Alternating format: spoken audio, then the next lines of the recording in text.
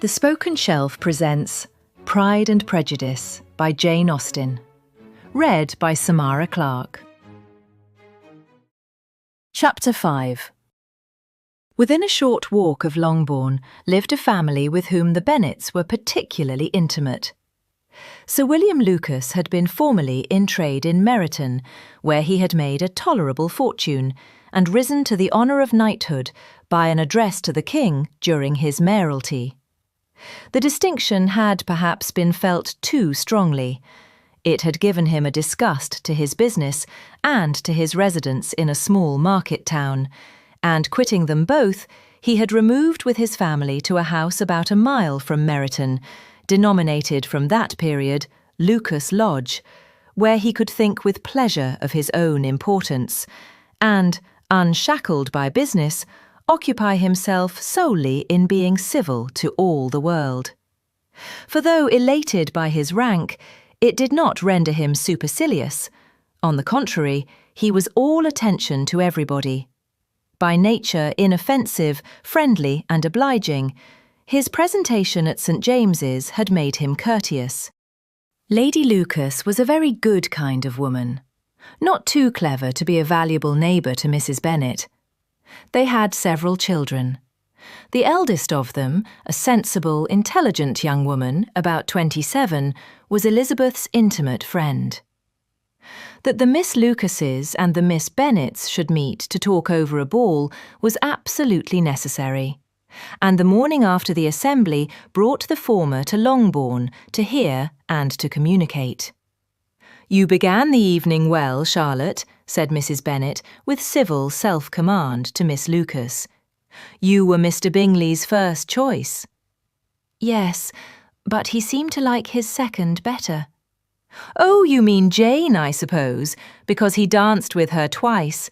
To be sure, that did seem as if he admired her. Indeed, I rather believed he did. I heard something about it, but I hardly know what. Something about Mr. Robinson." "Perhaps you mean what I overheard between him and Mr. Robinson. Did not I mention it to you? Mr. Robinson's asking him how he liked our Meryton assemblies, and whether he did not think there were a great many pretty women in the room, and which he thought the prettiest. And his answering immediately to the last question, 'Oh, the eldest Miss Bennet, beyond a doubt. There cannot be two opinions on that point.'" "Upon my word! Well, that was very decided indeed.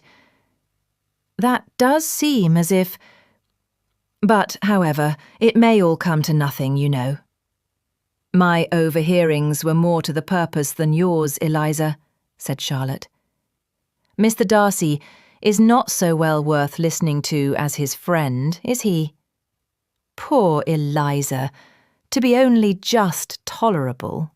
"I beg you will not put it into Lizzie's head to be vexed by his ill treatment, for he is such a disagreeable man that it would be quite a misfortune to be liked by him. Mrs. Long told me last night that he sat close to her for half an hour without once opening his lips." "Are you quite sure, ma'am? Is not there a little mistake?" "I certainly saw Mr. Darcy speaking to her.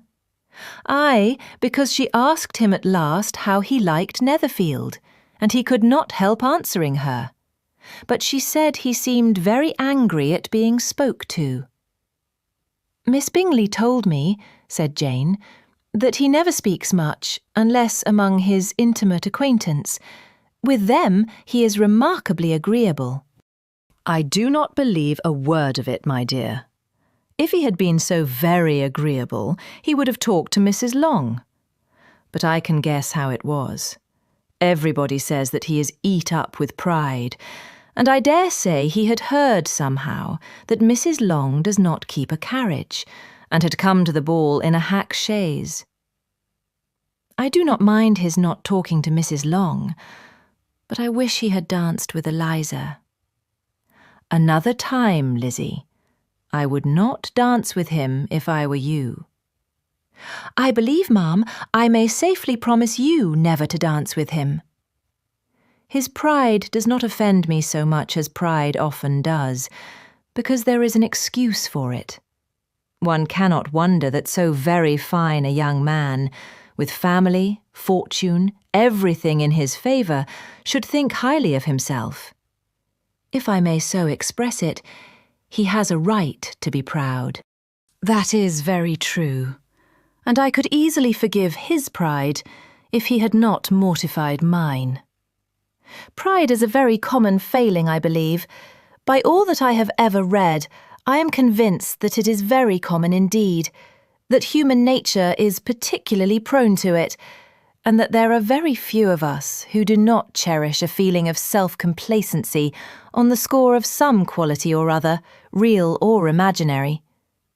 Vanity and pride are different things, though the words are often used synonymously. A person may be proud without being vain. Pride relates more to our opinion of ourselves, vanity to what we would have others think of us. "If I were as rich as Mr. Darcy," cried a young Lucas, who came with his sisters, "I should not care how proud I was.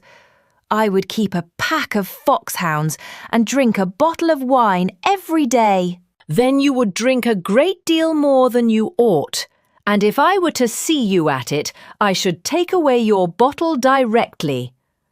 The boy protested that she should not. She continued to declare that she would, and the argument ended only with the visit.